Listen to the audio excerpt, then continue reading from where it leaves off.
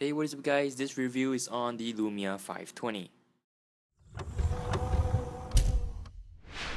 Of course, the Lumia 520 is a good, affordable budget device for almost everyone on a budget. It packs in a lot in its tiny price.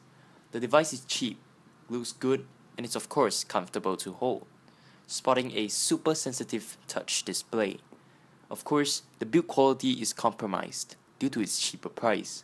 However, the device still feels exceptionally good in the hands. The back shell can be swapped for many different colors, increasing the customizability of the device.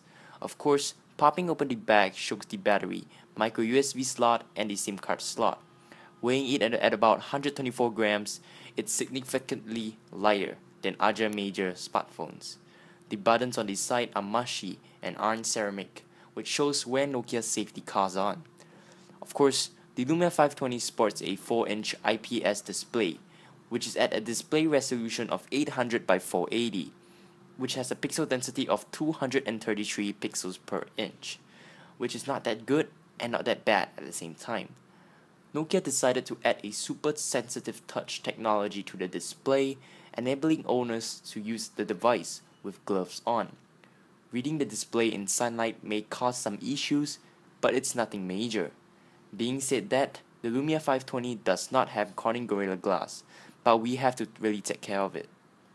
For the hardware, the Lumia 520 packs a rather nice hardware. It has a dual-core Snapdragon S4 CPU, clocking at 1 GHz. This is certainly no slouch. Everything works well without any stutter, though its performance can't be compared to flagships. Apps run great, and I couldn't find any app from the Windows Store that can't work with this device. In the device, we have only 8GB of internal storage. However, that is not a problem with the microSD card expandable, up to 64GB of storage. Nokia managed to pack in Wi-Fi and of course Bluetooth 3.0 in the device. The camera in the Lumia 520 packs a 5-megapixel rear-facing shooter. Without a flash and a front-facing camera, Nokia is really reducing the cost by the cameras. What can I say about the cameras on the Lumia 520?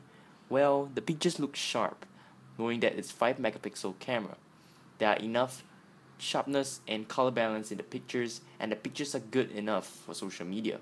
Too bad I don't have any samples right here. For videos, it's not that bad. Taking the fact that the camera do not have optical image stabilization, which also stands for OIS, there are a few settings, which include scene mode, ISO, exposure value, white balance, and aspect ratio to play around with.